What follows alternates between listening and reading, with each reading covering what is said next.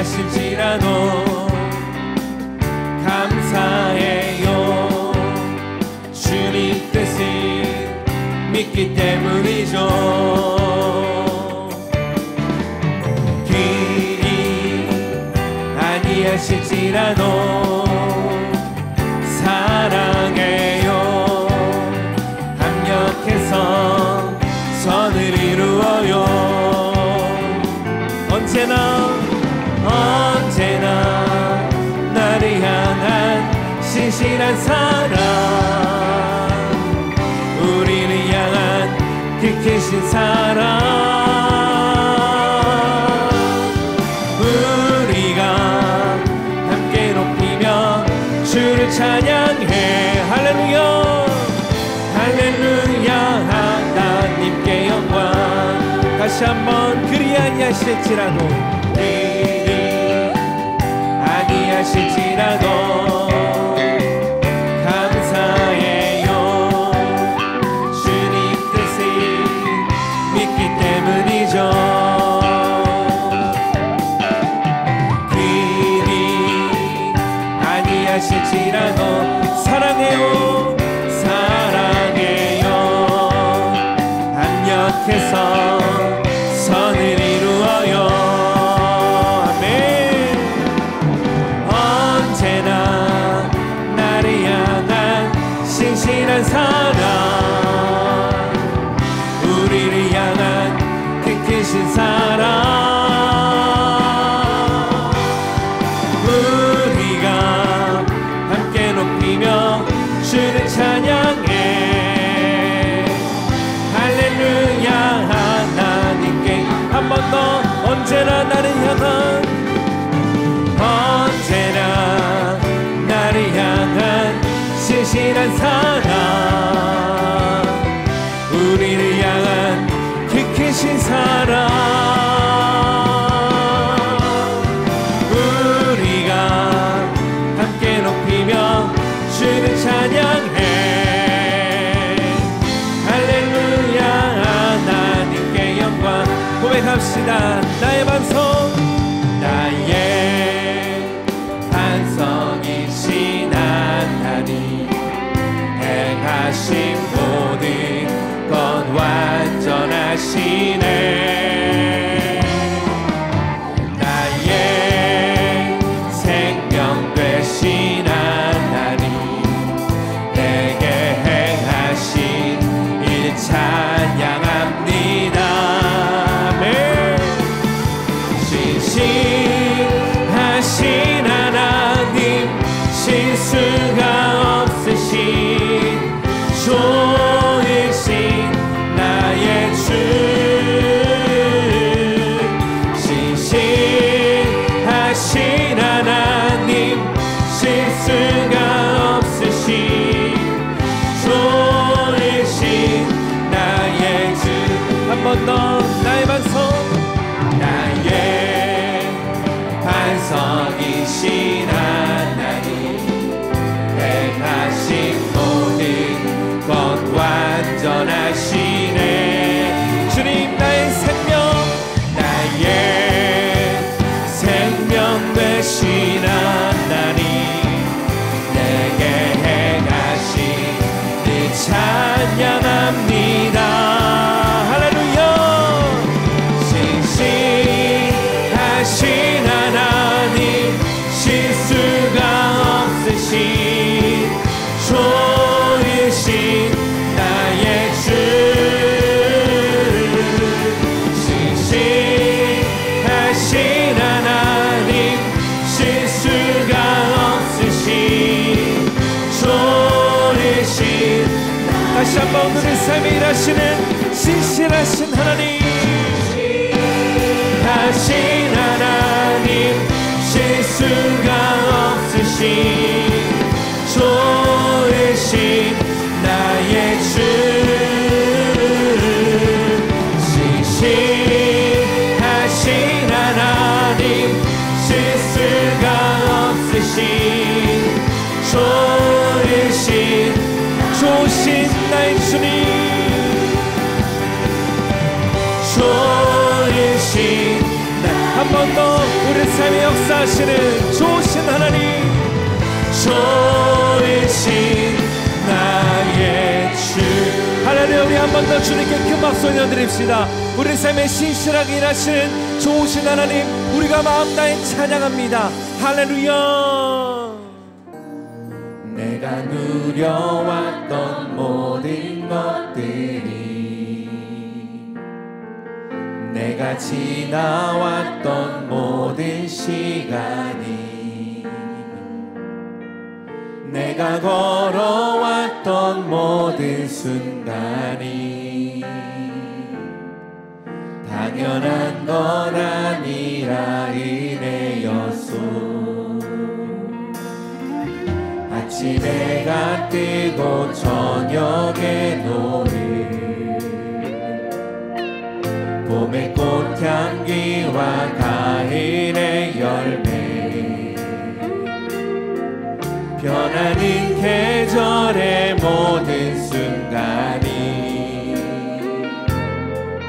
당연한 건 아니라 은혜였소. 모든 것이 은혜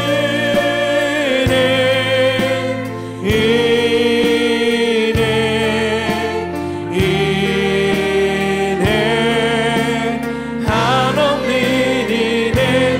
내 삶에 당연한 것 하나도 없었던 것이, 모든 것이 은혜였소.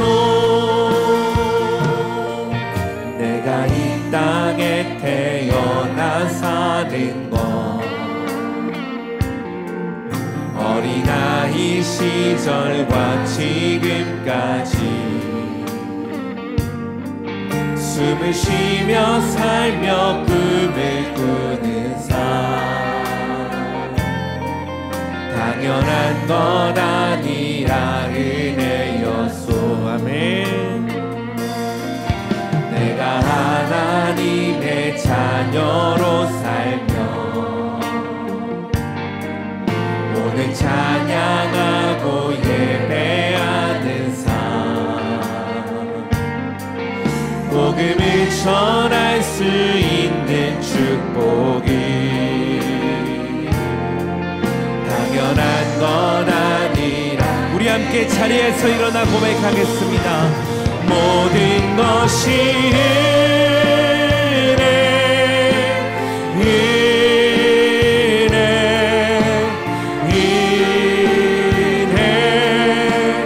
한없는 은혜. 내 삶에 당연한 것 하나도 없었던 것이, 모든 것이 은혜. 우리 마지막으로 한 번 더 믿음으로 모든 것이 은혜, 은혜, 은혜 한없는 은혜. 내 삶에 당연한 것 하나도 없었던 것이, 모든 것이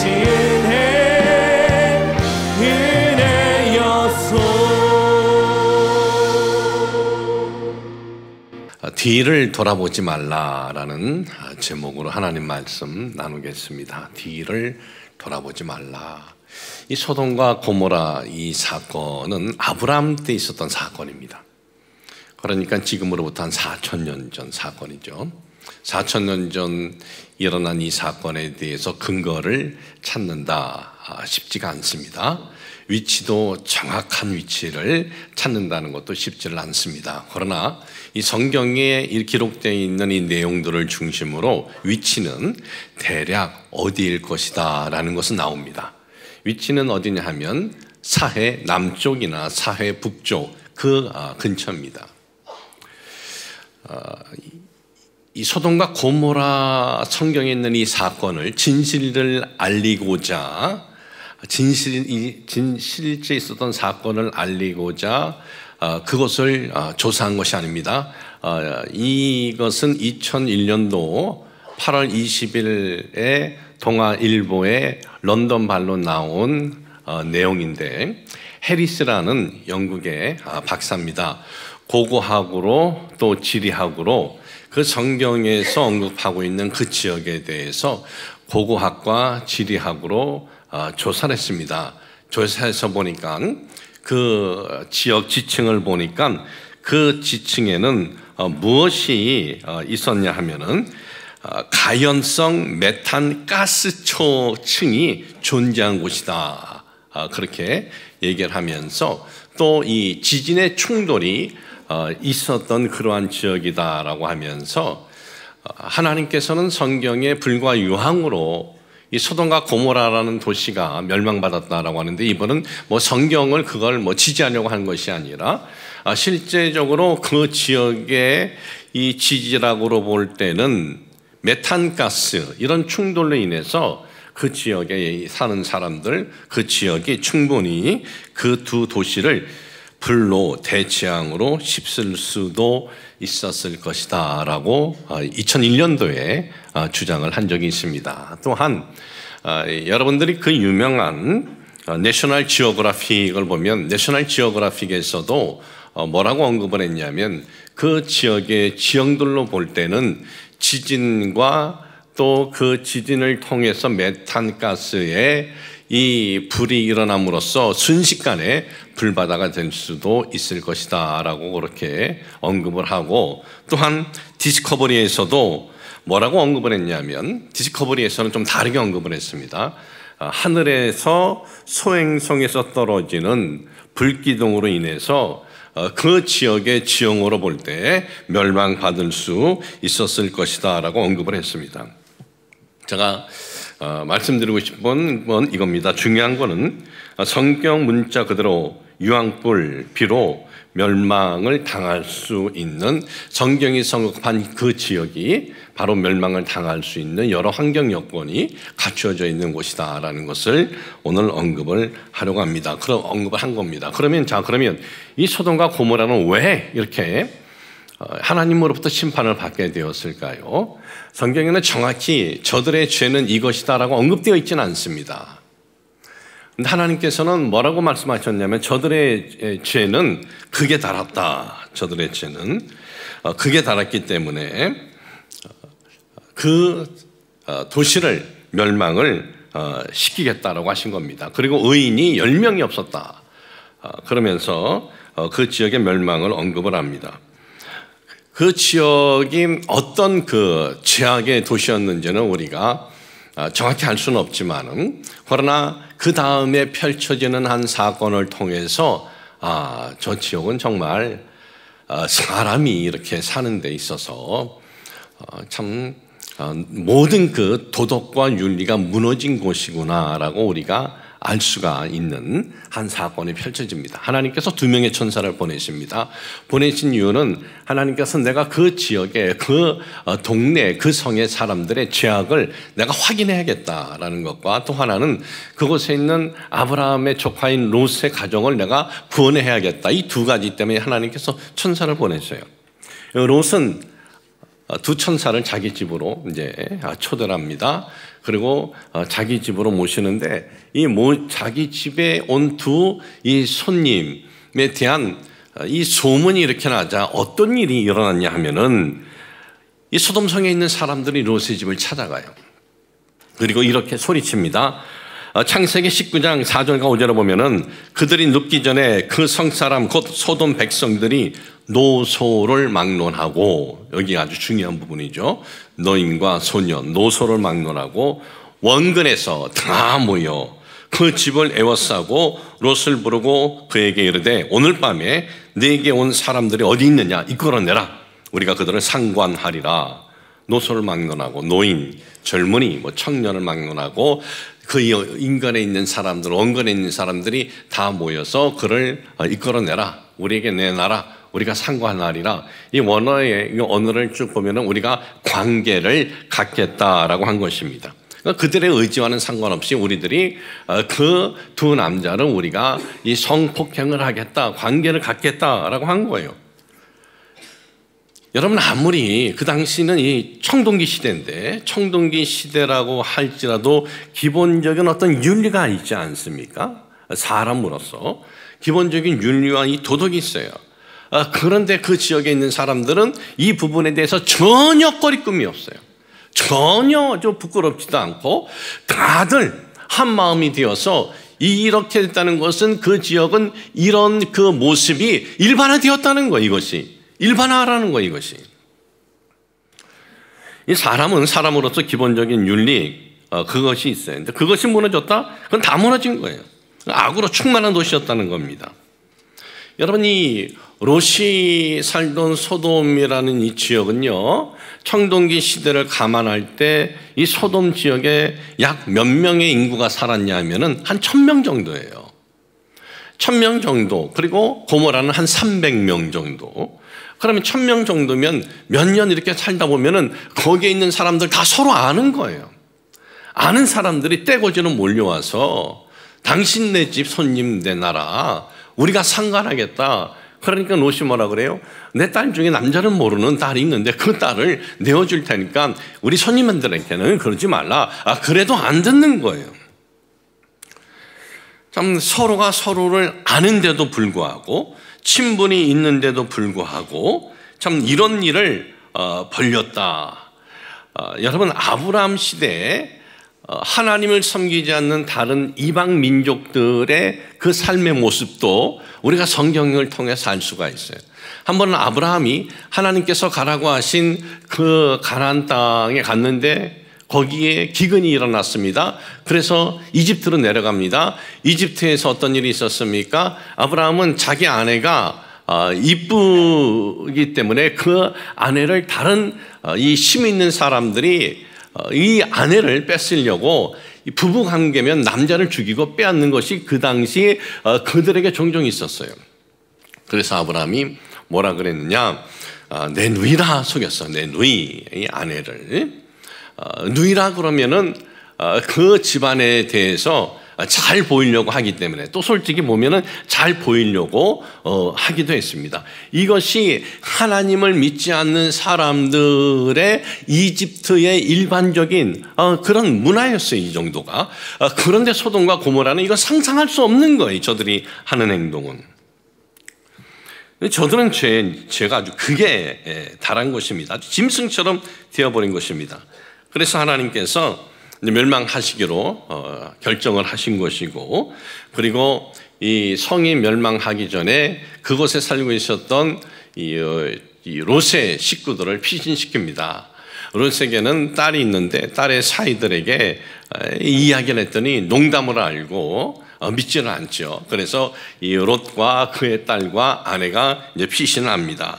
근데 이 피신할 때 보면은 성경은 이렇게 말씀하고 있습니다. 창세기 19장 17절 말씀에 그 사람들이 그들을 밖으로 이끌어낸 후에 이르되 도망하여 생명을 보존하라. 돌아보거나 들에 머물지 말고 산으로 도망하여 멸망함을 면하라 그랬어요.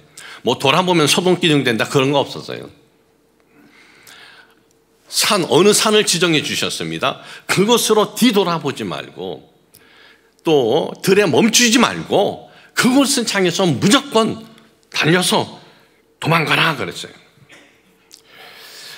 그 대피하는 장소를 가는 중에 들에 멈춰서 소돔성의 멸망을 보거나 그리고 돌아서지 말라 이거예요. 그런데 롯의 아내가 어떻게 합니까? 롯의 아내는 멈춥니다. 들에서. 그리고 돌아봅니다. 그리고 성경에 보면은 롯의 아내는 이 소금 기둥이 되었다 그래요. 이 롯의 아내는 왜 돌아보았을까요? 이 소돔성이 어떻게 멸망하나 좀 구경하자 해서 돌아보았나요? 뭐 불구경은 뭐 돈으로 주고도 못 보니까 불구경하자 그래서 뭐 돌아보았나요? 원어 성경에 보면 그녀가 왜 돌아보았는지 정확히 여기에 언급이 되어 있어요. 이 창세기 19장 26절에 보면은 롯의 아내는 뒤를 돌아서 보았으므로 소금 기둥이 되었더라. 롯의 아내는 뒤를 원어 시브리어 보니까 메아 하라 이후 이렇게 써져 있어요. 이 뜻은 뭐냐면 그의 뒤에서부터라는 뜻이에요. 그의 뒤는 누구예요? 남편 롯의 뒤에서부터라는 거예요. 지금 뒤는 난리 났어요. 빨리 도망가지 않으면 같이 멸망당해요. 그러면 남편이 마누라는 알아서 따라오겠지 하고 지 먼저 앞으로 도망가겠습니까? 그러는 남자는 뭐 없지 않아 있겠지만은 거의 드물지요. 그러지 않죠. 아내와 여인들은 먼저 앞장서게 하고 뒤가 위험에 있으면 자신이 뒤에 쓰고 앞에 위험이 있으면은 남자가 앞에 쓰고 하는 것이 일반적인 상식 아니겠습니까? 그런데 여기 보니까 롯의 아내는 그의 뒤에, 롯의 뒤에서 이렇게 되어 있어요. 그리고 롯의 뒤에 있다가 돌아보다 원어 라바트라고 써져 있는데 이것은 그냥 우리가 아는 돌아서 보다 이런 의미가 아니에요. 이 의미, 여기 있는 어떤 의미가 있냐면 주시했다, 주시하다. 그리고 생각을 하고 바라보았다라는 뜻이요. 관심을 갖고 생각을 하고 바라보았다. 이렇게 되어 있어요. 그러니까 롯의 아내는 뒤에 있었다라는 것은 남편이 앞으로 갈 것을 요구했음에도 따르지 않고 뒤에 쳐져 있었고, 그리고 소돔에 불이 어떻게 나는가, 그 불구경하는 것이 아니라 소돔에서 무언가를 주시하고 무언가를 생각하고 무언가에 관심을 갖고 그리고 바라보았다는 거예요. 도대체 롯의 아내는 뭐를 그렇게 집착을 하고 뭐에 그렇게 관심을 갖고 뭐를 그렇게 생각하면서 바라보았을까요? 이 롯의 가정은 아브라함이 하나님의 부르심을 받고 갈대우르를 떠날 때 아브라함이 롯의 가정과 함께 나왔어요. 그를 데리고.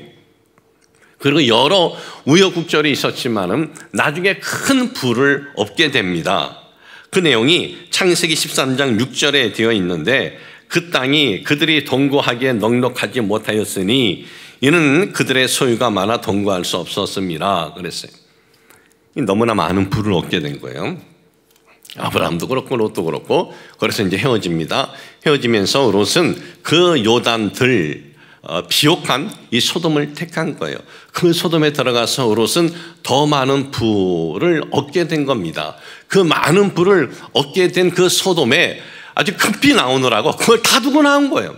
천사가 막 재촉한 거예요. 막 끌고 손을 잡고 여기 있으면 안 된다고, 이제 곧 여기 멸망당한다고 하면서 끌고 나온 거예요.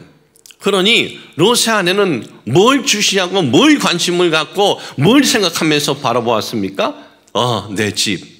그 내 집에 있었던 그 재물들, 내 집에 있었던 그 돈들, 그걸 바라보면서 미련과 집착을 가지고, 그 미련과 집착이 어떻게 됩니까? 지금 하나님께서 새로운 기회를 주신 산으로 가서 살아야 하는데 그 살아야 하는 것을 잊어버리고 그 집착과 그 미련으로 머뭇머뭇대면서 남편 뒤에서 어적대다가, 그리고 딱 어느 순간에는 그녀의 발길을 멈추게 하고 뒤를 돌아서 그곳을 보게 하였다라는 것입니다. 그리고 하나님께서 새롭게 주신 기회를 놓쳐버리고 그녀만 소금 기둥이 되어버리고 만 것입니다. 여러분, 우리는 이 부분을 볼 때 롯의 아내가 이 성경에서 천사들이 뒤돌아보지 마라고 했으니까 뒤를 돌아보자마자 몸이 굳어가지고 딱딱해가지고 기둥이 되었다. 그렇지 않습니다. 천사는 롯에게 한 산을 가르쳐 주셨어요. 그 산을 향해서 도망가라고 했습니다. 그런데 롯은 그 산을 향해서 도망가다가 천사에게 구해요. 뭘 구하냐면 거기까지 못 가겠습니다. 거기까지 가다간 우리가 중간에 죽겠습니다. 그러니 소돔하고 가까운 소알 그 성이에요. 거기도 조그만 이 지역이에요. 그 소알 지역에 우리가 들어가게 하여 주시옵소서. 그렇게 구해요.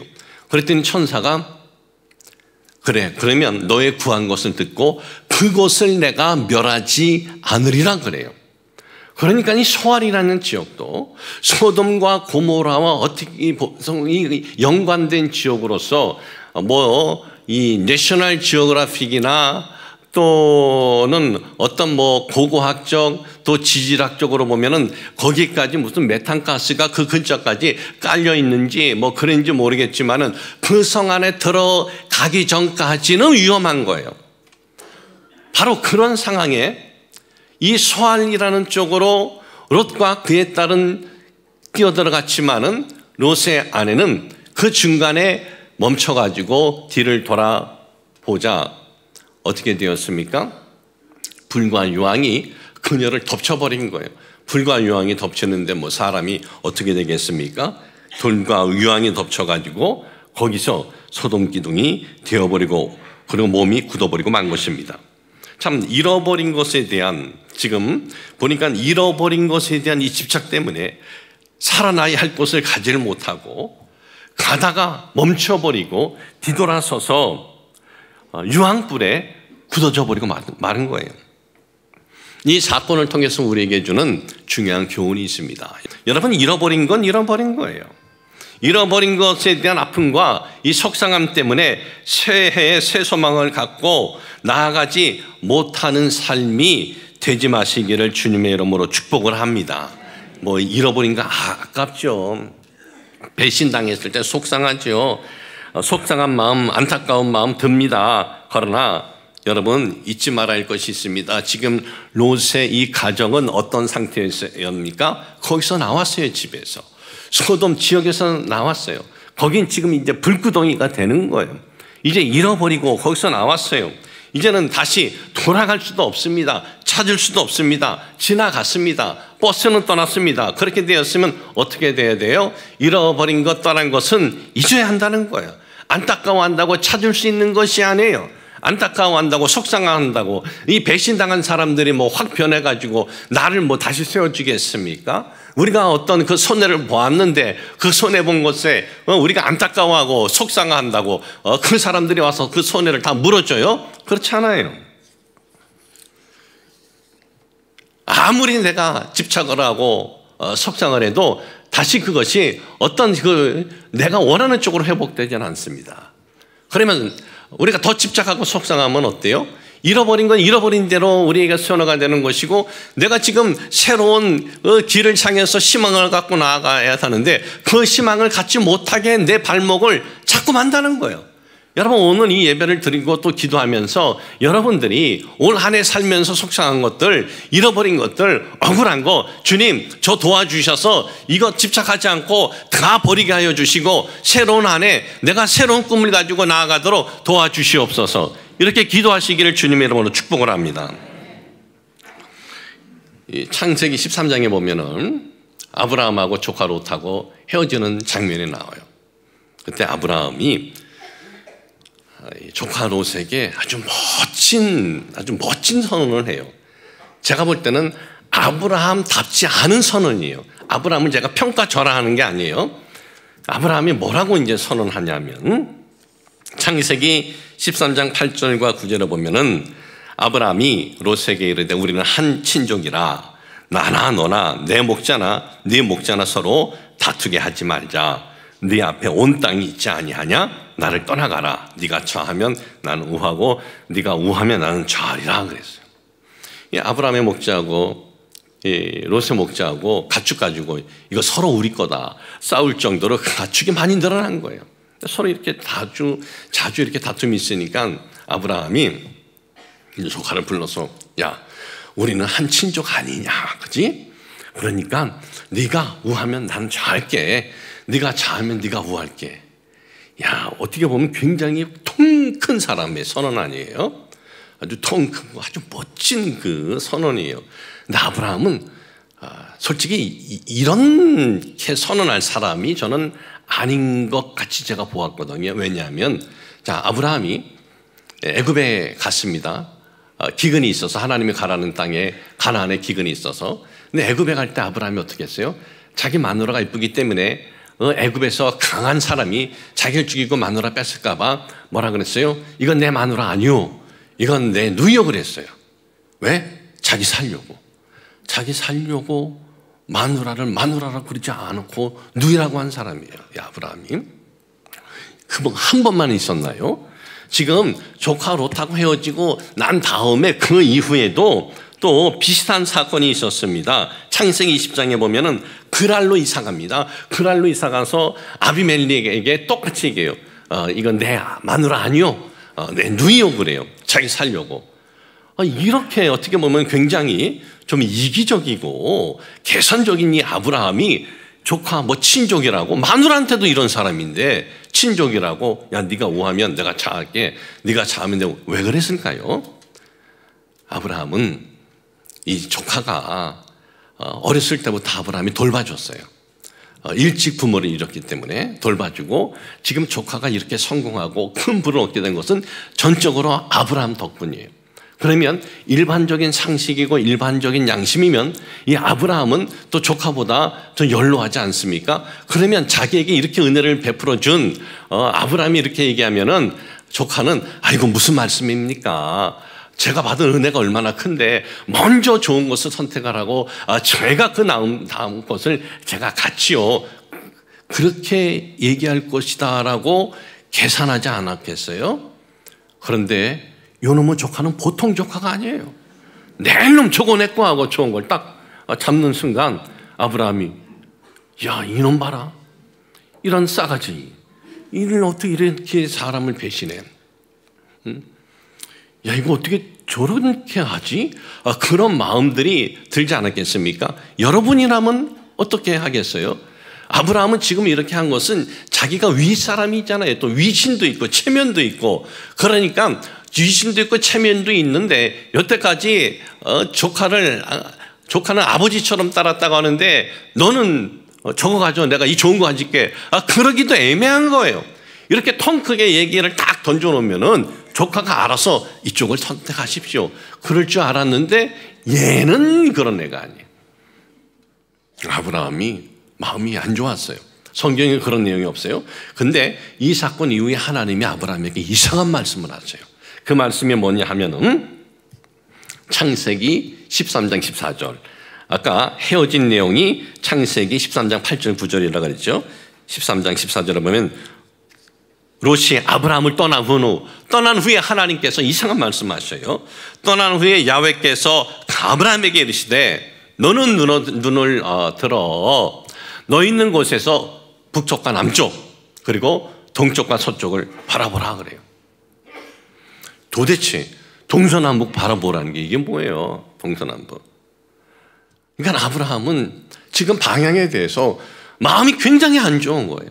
저 요단들, 저건 내가 먼저 잡았어야 되는데 이 양심이 없는 이 조카놈이 저건 얼른 내 놈 잡아가지고 마음이 안 좋은 거예요. 하나님께서 아브라함에게 야, 그 방향 그거 상관없어. 아브라함 네가 동을 보던 서를 보던 남을 보던 북을 보던 그걸 바라봐. 저쪽은 그냥 잊어버려. 다 잊어버리고 네가 새로운 그곳을 향해서 바라보라. 손해본 거 잊어버리고 배신감의 상처도 묻어버리고 새로운 땅 새로운 미래를 바라봐. 그리고 아브라함은 어떻게 했어요? 그렇게 했어요. 새로운 땅 새로운 미래를 보고 바라보았습니다. 보고 나아갔습니다. 어떻게 되었습니까? 이게 세월이 흐른 다음에 조카로서는 쫄딱 망합니다. 그돌라오멜이라는 그 시대 역사에 보면은 유명한 명장이 4개 나라와 합쳐가지고 소돔 고모라 그 주위의 5나라를 다 멸망시켜서 사람을 다 포로로 끌고 가고 재물도 다 전리품으로 뺏어가는데 아브라함이 그들을 그돌라오멜과 그 연합군을 쳐버리고 조카 롯과 다른 사람들을 그 포로에서 해방시켜주고 저희들을 살려주고 저희들에게 자유를 줍니다. 자 보십시오. 아브라함은 미래에 대한 희망을 갖고 나아갔을 때 자신도 희망의 사람이 되었고 다른 사람에게도 희망을 주는 사람이 되었다라는 것입니다. 여러분, 우리가 이 다가오는 미래에 대해서 소망을 가지려면요, 지나간 과거에 대해서 아픈 사건들, 손해본 것들, 속상한 것들에 우리가 집착해 있거나 거기에 얽매 있으면 안 됩니다. 지나간 과거, 실패, 상처, 분노, 배신에 사로잡혀 있으면 미래를 향해서 우리가 꿈을 품질 못해요. 그 두려움으로, 그 아픔으로 앞으로 내가 나가질 못하게 한다는 거예요. 그래서 우리는 과거에 사로잡혀 있으면 안 되고 과거에 얽매 있으면 안 되는 것입니다. 우리가 살고 있는 이 지역에서 그렇게 멀지 않은 저 광야에 있었던 사건입니다. 한 소년이 있습니다. 이 소년이 4살 때 우리나라에 전쟁이 일어났어요. 6.25 전쟁. 근데 부모가 이 전쟁으로 인해서 죽었습니다. 2살 된 아이가 어떻게 살겠어요? 혼자. 그런데 할아버지가 있었어요. 80이 된 할아버지가 그를 먹여 살리는 거예요. 그 어려운 때 이 할아버지가 어떻게 먹여 살렸냐면 쓰레기통을 뒤져가지고 먹여 살린 거예요. 어른 겨울이었습니다. 할아버지가 얼어 죽었어요. 이제 이 아이가 어떻게 해야 돼요? 이제 자기가 쓰레기통을 뒤지면서 먹고 사는 거예요. 그러다가 7살 때였습니다. 광화 저쪽에 한 바닷가에 보니까 뭔가 번쩍번쩍 빛나는 것이 보이는 거예요. 도대체 저게 뭘까? 지금 무슨 보물단지 아니야? 하면서 그 바닷가 해변가에 가서 이렇게 들어보고 도대체 이 안에 뭐가 있을까? 하면서 돌을 가지고 있는 힘을 다해서 깨부시려고 쳤는데 꽝 터져버렸어요. 폭탄인 거예요. 의식을 잃었습니다. 미군 야전병원에서 치료하는데 나중에 깨어났습니다. 앞이 안 보이는 거예요. 두 눈을 잃어버린 거예요. 한쪽 팔을 절단한 거예요. 그 병원에서 7개월 동안 생활 후에 고아원으로 보내집니다. 고아원에 가도 살 의미가 없는 거예요. 살면서 모든 걸 다 잃었다고 생각을 했어요. 부모 잃었죠. 할아버지 잃었죠. 두 눈 잃었죠. 팔 잃었죠. 살 이유가 없는 거예요. 의미도 없고. 그러니까 이거 언제나 난 딸이 죽을까? 내가 뭐하러 사나? 하루하루 하는데 그 고아원 원장님께서 참 이렇게 낙심하고 절망하고 이 모든 걸 포기한 이 아이에게 복음을 전해요. 예수님에 대해서 전해요. 예수님에서 전했는데 이 아이가 그래요. 아니 내가 예수님 믿으면 난 뭐 앞이 보입니까? 그러는 거. 앞은 안 보여도 네가 영적인 눈은 네가 띄어지게 될 거야. 네가 이 마음의 눈은 네가 열리게 될 거야 하면서 계속 예수님을 전하고 어느 날 이 아이가 예수님을 이제 받아들여요. 예수님을 받아들였다고 해서 삶이 뭐 나아집니까? 삶은 그대로죠. 고와요. 자기 눈 안 보이는 건 그대로요. 팔 한쪽 없는 건 그대로요. 돌아가신 아버지 있는 것도 아니고 할아버지 있는 것도 아니고 삶은 그대로요. 그런데 그의 마음속에 변화가 일어나기 시작을 합니다. 전에는 잃어버린 것들로 자신의 미래에 대해서 끝이 났다라고 생각을 했는데 희망이 없다라고 생각을 했는데 그런데 이제 잃어버리지 않은 것들이 있는 거예요. 그에게는 아직까지 난 건강하잖아. 난 아직까지 팔 하나는 잃었지만 아직 팔 하나는 있잖아. 아직 나의 나이는 아직 젊잖아 하면서 잃어버리지 않은 것들이 생각이 나는 거예요. 그럼 잃어버리지 않은 걸 가지고 내가 뭔가 이제 할 수가 있는 거예요. 희망이 생기는 거예요.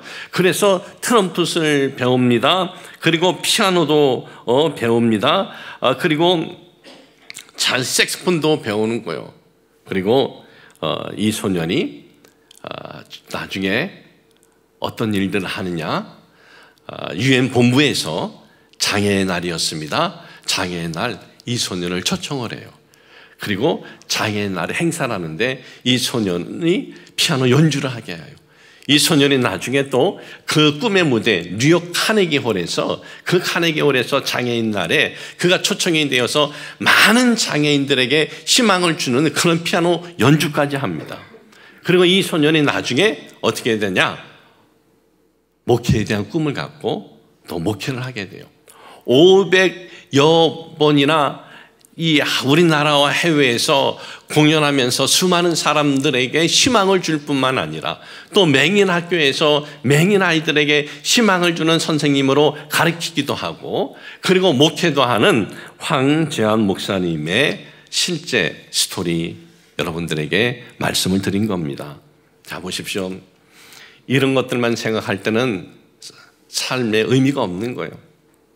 부모 잃고 할아버지 잃고 두 눈 잃고 팔 잃고 삶을 포기한 거예요. 그런 인생이었습니다. 그런데 그에게 희망이 일어나기 시작을 했습니다. 잃어버린 것에 대한 것을 정리하고 잃어버린 건 잃어버린 거야. 나에게 잃어버리지 않은 것들이 있어. 그것을 가지고 그가 살아갔을 때 희망이 있었고 소망이 있었고 자기가 그 잃어버리지 않은 것을 가지고 더 많은 이들에게 소망과 희망을 주는 삶을 향해서 나아갈 수 있게 된 것입니다. 여러분 잃어버린 거 여러분 있죠. 손해본 것도 있고 어떤 억울한 당한 것도 있고 아픔도 있고 배신당한 것도 있을 겁니다. 실패한 것도 있습니다. 그런 것들이 내가 새로운 한 해를 향해서 출발하는데 우리의 발목을 잡지 못하게 하십시오. 이제 우리가 뒤의 것은 잊어버리고 새로운 한 해 하나님 저 새로운 비전과 꿈과 희망을 갖고 나아가게 도와주시옵소서. 오늘의 그 아픔은 오늘 기도하면서 주님 이 부분에 대해서 제가 더 이상 집착하지 않도록 저희를 도와주시옵소서. 기도하며 나아가시기를 주님의 이름으로 축복을 합니다.